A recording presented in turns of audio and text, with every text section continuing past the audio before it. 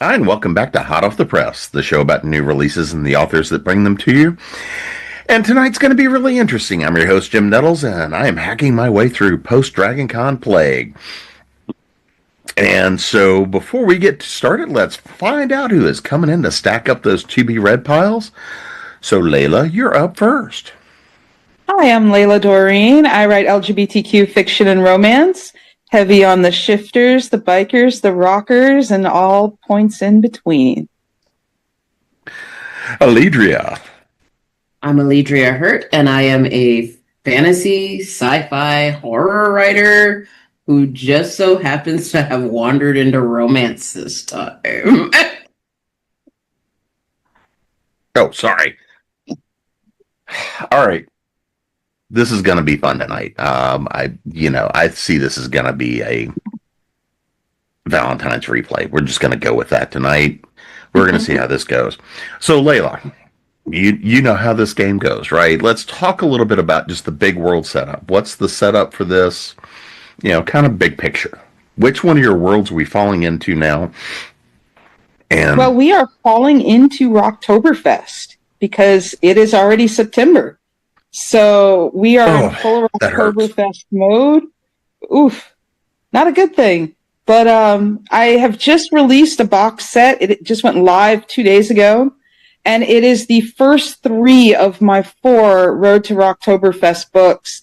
And I'm actually going to be starting the 5th one with my co-writer very soon. So you are walking into Rocktoberfest. You are walking into Tattered Angel, Bleeding Dawn, and Damaged Saints, which are the 3 books and the 3 bands that are in my Rocking Rocktoberfest collection.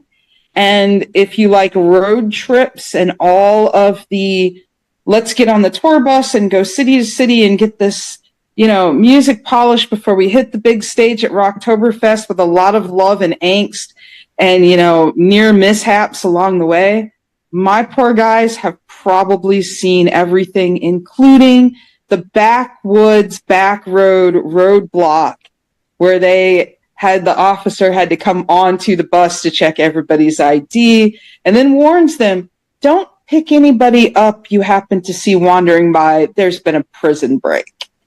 It's like, oof, yeah, just throw a little bit of angst in my poor characters' lives they probably didn't need. But I give them cute things too, like Lady Luna Lily, the little kitten that they find right outside of one of the shows that they do.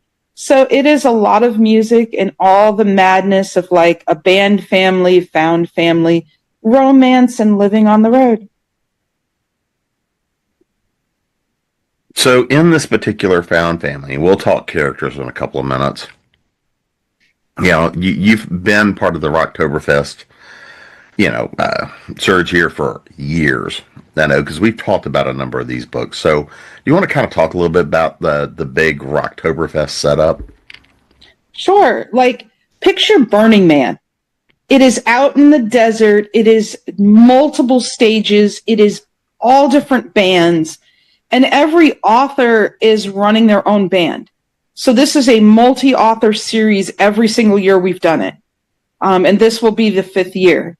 So there are some who are newer bands. They're setting up on opening days, but then there might be cameos of certain characters in other people's books where they're watching different bands. There are all kinds of activities, food tents, catering out there.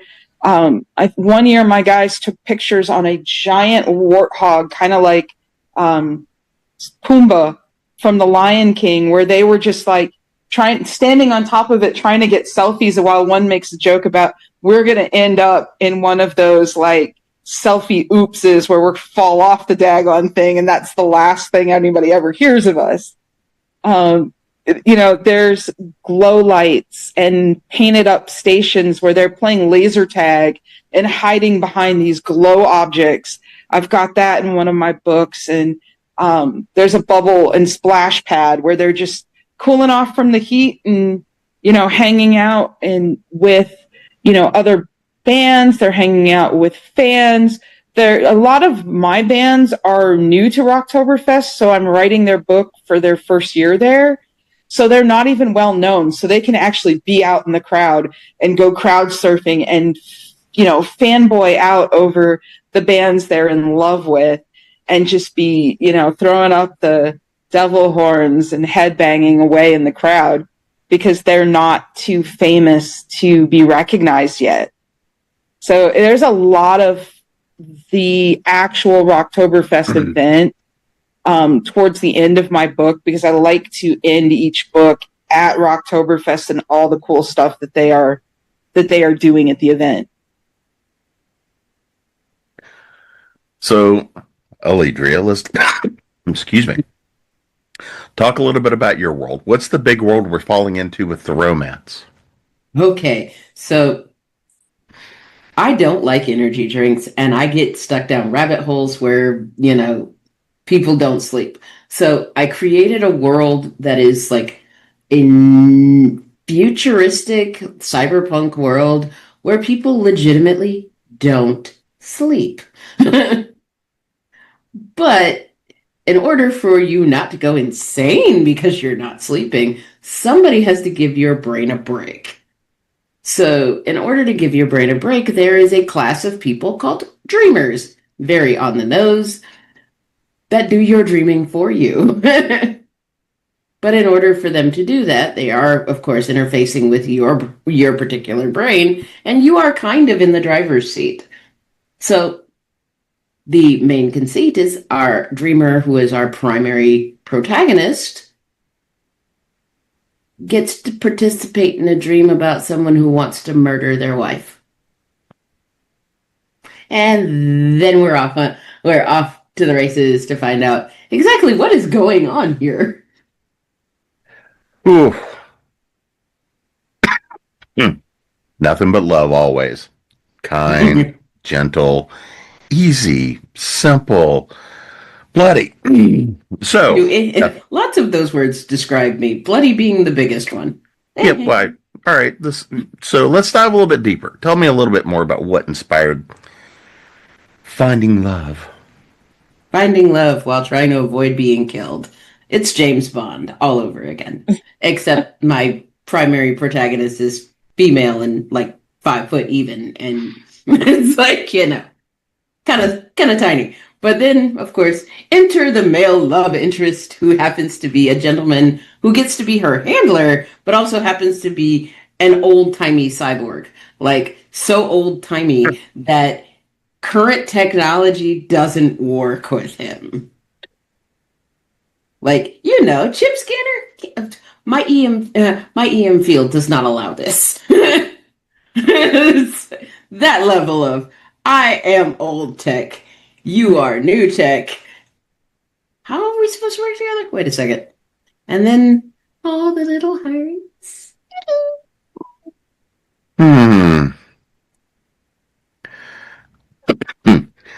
So, Layla, I'm going to pop back to you for a minute. Let's talk about who we're hanging out with in this one, right? Okay. So who are our great love interests and maybe not so lovely interests as we jump into this Rocktoberfest? Well, that's the thing with the book that is being written. That is going to be Bowie James, and he is the guitarist. Kind of, grumpy. Let's just put it this way. We'll leave it at grumpy. Snarky, snarly, did not necessarily plan to ever be part of another band, but his plans have kind of been torpedoed out of the water by, an empty wallet, and that just being his talent. I mean, he's a really talented guitarist. And then we have a, as yet not quite named yet, hint, hint, manager that will be helping to organize things and put things together, because this is something a little different from us. We are literally playing Build a Band. So there will be auditions in the book. We are building it from the ground up because we actually plan to write 4 books based off of what we create in this first book. So this will be book 1. It's Rocktoberfest, but it's also going to be a 4-book series. So we got really ambitious this year. So it will be kind of a little grumpy sunshine, or it could go the other way and be grumpy, grumpier. We are still tossing that around during our pool time, but it will be there will be music, there will be madness. Yeah, my co-writer's laughing in the other room. There will probably be at least one person thrown in a pool. And I'm not quite sure what else is going to happen from there yet. All right. Well, it sounds like the chaos is ready to begin. I have to top those other 4, the shenanigans.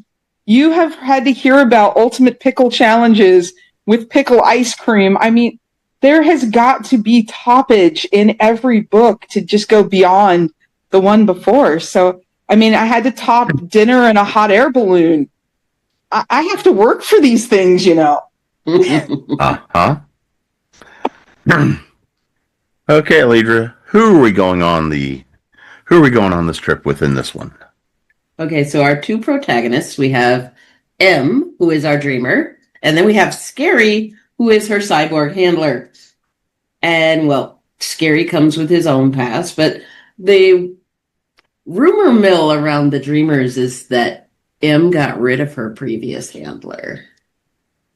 So when Scary walks into her life and addresses her as he is becoming her handler, she's like, no, don't want you. Go away. It's like, so, of course, then the bomb goes off in the super. They almost get barbecued by the ensuing fire. He manages to save both of their lives, and she's like, well, doggone it, I guess I got to put up with you for a little while. So she gives him a week. Hey, my life's worth at least that much, right? And then things get worse, and he manages to stay a little longer. And then that old friend from way back when pops back up and is being a bit of a bastard. So he gets to stay a little longer, all the way through to the end. And somehow, once again, there were little hearts involved. Are they staying in the chest or not? I just nobody gets their heart ripped out of their chest in this one.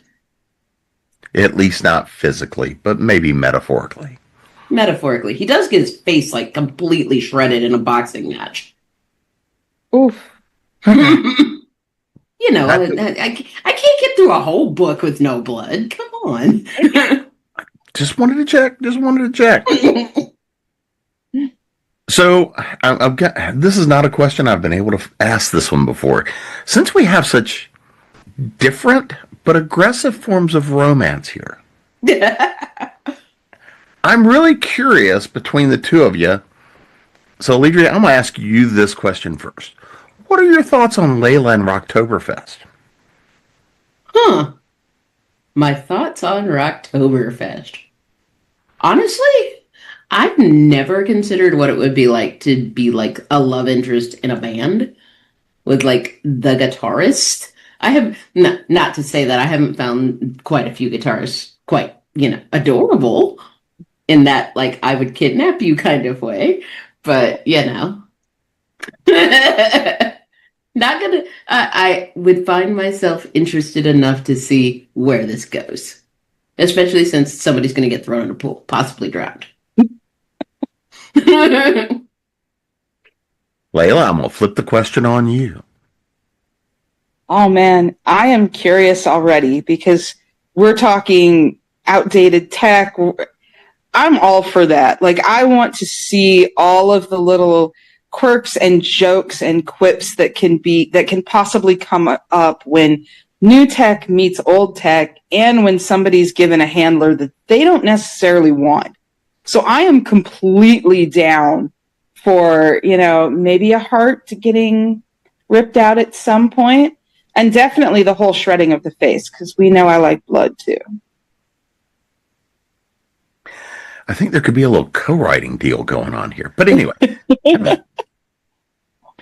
So, all right. Oops, sorry. So let me ask one more question.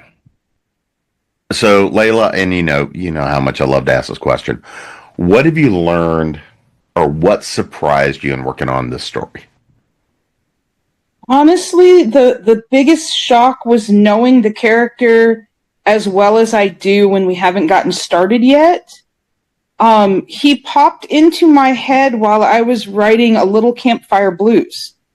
And at that point, I realized I already had his backstory as part of another character's backstory. They were in a band together. So I have his rival that I've already written a book for, and that rival gave me some really good information on Bowie before I even had the chance to be like, okay, he belongs to this book. This is what I'm doing with him. So that was really the coolest part, was that he was just immediately vivid in my head, and I was shooting a text to my co-writer going, I have our guitarist done. Like, I have all the notes for him. I know, a good chunk of his backstory all the way back to high school. I am so ready to write the first chapter. Let's go. And then she reminded me that we had to finish Dragons first, and I pouted.